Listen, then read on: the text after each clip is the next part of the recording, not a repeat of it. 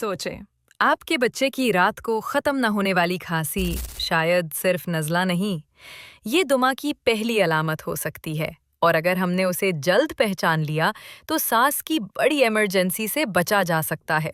लेकिन मसला ये है कि ज़्यादातर वालिदैन मी हो डॉक्टर, आपका नाम और दुमा हर 12 में से तकरीबन एक बच्चे को मुतासिर करता है।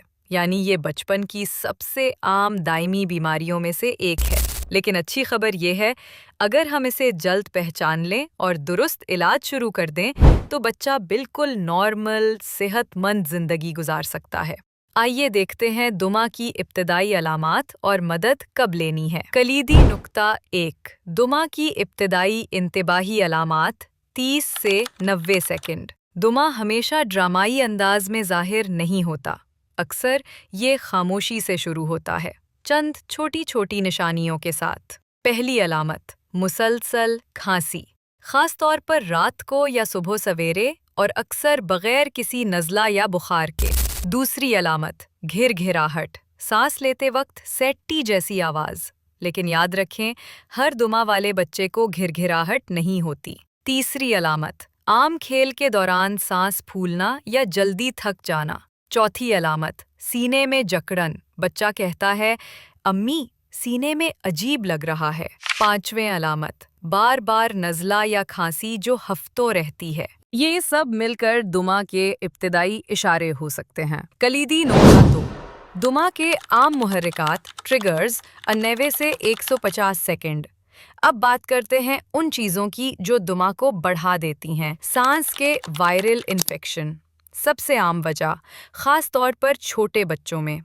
एलर्जीज़ जैसे धूल, पालतू जानवरों की खुश्की, फफूंदी या पोलन। चिड़चिड़ापन पैदा करने वाले अनासिर, सिगरेट का धुआं, तेज़ परफ्यूम, सफाई की मसनूआत या आलूदा हवा। मौसम में तब्दीली, ठंडी हवा या नमी दुमा को ट्रिगर कर सकती है। जिस्मानी सरगर्मी, हाँ, वर्जिश भी कुछ बच्चों में अलामात को बढ़ा देती है।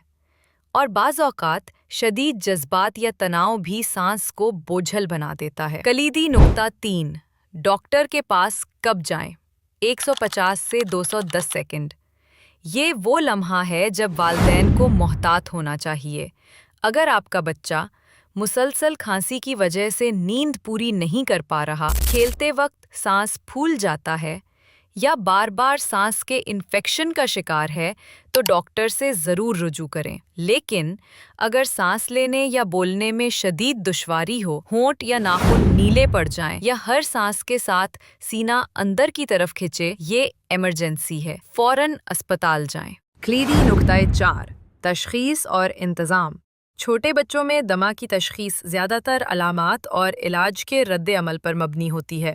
5 साल से कम उम्र में फेफड़ों के फंक्शन टेस्ट आम तौर पर मुमकिन नहीं होते।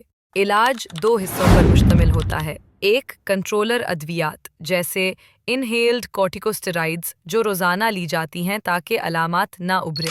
2, रेस्क्यू अद्वियात जैसे एल्बियोटियरॉल जो फौरी रिलीफ देती हैं जब अलामात ज़ाहिर हों। डॉक्टर आपके बच्चे के लिए एक दमा एक्शन प्लान बनाते हैं जिसमें रोज़ाना का शेड्यूल, अलामात पहचानने के इशारे और हंगामी कदम दर्ज होते हैं। याद रखें, जैसे जैसे बच्चा बड़ा होता है इलाज को एडजस्ट करना ज़रूरी है। कलीदी नुक्ता 5, दमा के साथ अच्छी ज़िंदगी गुजारना। दमा कोई रुकावट नहीं, ये सिर्फ एक नज़्मो ज़ब्त का मामला है। स्कूल और केयर गोवर्स को अपने बच्चे के प्लान से आगाह करें। बच्चे को सिखाएं कि वो अपनी अलामात पहचाने और इनहेलर कब इस्तेमाल करना है। सेहतमंद खुराक, मुतवाज़िन नींद और साफ माहौल दमा को काबू में रखने में मदद देते हैं। अच्छी तरह मुनज़्ज़म दमा बच्चे को किसी भी सरगर्मी से नहीं रोकता। दमा की जिल्द पहचान बेहतर नताइज की कुंजी है। अगर आपके बच्चे को सांस, खांसी या घिरघिराहट की मुसलसल शिकायत है तो अपनी जिबिल्लत पर यकीन करें और डॉक्टर से बात करें। एक दुरुस्त इलाजी प्लान से आप अपने बच्चे को पुरएतमाद और सेहतमंद ज़िंदगी दे सकते हैं। कॉल टू एक्शन, दमा के इलाज ने लंबा सफ़र तय कर लिया है। आज के बच्चे नॉर्मल, सरगर्म और खुशगवार ज़िंदगी जी सकते हैं। क्या आपके जहन में दमा से मुताल्लिक कोई सवाल है? नीचे कमेंट्स में ज़रूर लिखें। اگر یہ ویڈیو مددگار لگی ہو تو لائک کریں اور بچوں کی صحت کے بارے میں مزید سادہ اور سائنسی رہنمائی کے لیے سبسکرائب کریں۔ یاد رکھیں، آپ اپنے بچے کے سب سے اہم وکیل ہیں۔